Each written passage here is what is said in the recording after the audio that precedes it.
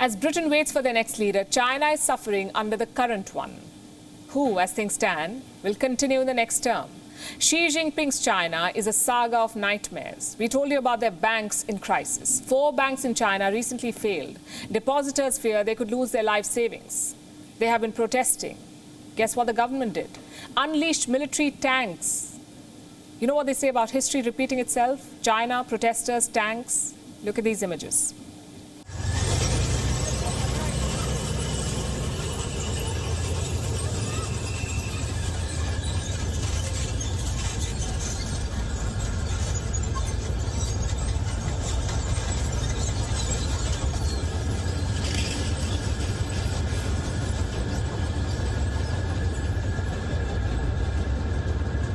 Now, let me say this up front.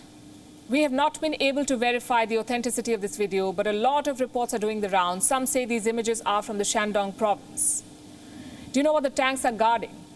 A bank. Believe it or not, the Chinese state had to send a tank to secure a bank. Tells you how bad things are at the moment. The military is being called to protect Chinese banks. Their banking regulator has promised to compensate the depositors, but that has not addressed the concerns of the protesters. Their fears are legitimate, though. You may remember the last time tanks were rolled on the streets of China, in 1989, when the Tiananmen Square massacre happened, a dark day even by the low standards of Communist China. The Communist Party has tried to wipe this incident from public memory, but several Chinese citizens, and the rest of the world, of course, remembers the crackdown.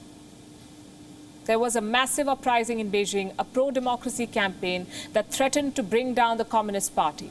And to crush that campaign, China unleashed tanks on its own people. Unarmed students and protesters were targeted. According to one estimate, the Chinese army crackdown killed at least 10,000 people.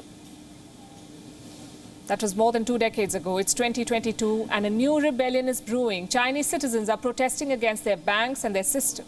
They want their deposits back, their money back. They're also refusing to pay their EMIs. And we've been telling you about all of this, about the mortgage boycott in China. It is getting bigger by the day. I have some new estimates with me. More than 300 projects are affected in 91 cities now. Home buyers have stopped paying EMIs in 24 out of 31 Chinese provinces. More people could boycott EMIs in the coming days. They say they won't repay loans because they've not got the homes or properties against those loans. Why aren't they getting the houses they bought? Because Chinese developers have stopped building more apartments. They've taken the money, but they're not building the houses. Now, it happens everywhere in the world. Builders overpromise and underdeliver. We've all seen and heard those stories. But in China, the scale of this crisis is massive. According to one estimate, 13 million apartments are yet to be built. A lot of money, in fact, is stuck in these projects. Now, you may ask how much, and I'll tell you, at least $220 billion. These are mortgage loans. They're tied up in unfinished residential projects in China, $220 billion. Home buyers refuse to pay their EMIs. What do you think is going to happen next? Chinese officials have run out of options, and they have only one solution, a bailout. At some point, China will have to either bail out the banks or the distressed property sector. And some of it is happening already. The Chinese city of Zhengzhou has set up a bailout fund. This is for the property sector. The local government will finance the fund. As of now, we don't have an estimate of the money they'll put in. But Zhengzhou will have to act because it's one of the worst hit. This city has seen the maximum number of boycott notices yet.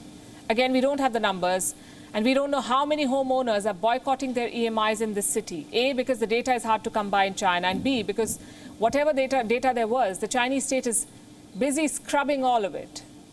They're wiping off all the evidence. Chinese censors have erased data related to the boycott. And this is snowballing into a major crisis. Developers in Zhengzhou will get a bailout, but what about the rest? At least 24 developers are on the brink of bankruptcy. If one city gets a bailout, others will ask for the same. China's virus of debt has hit home, and how? WION is now available in your country. Download the app now and get all the news on the move.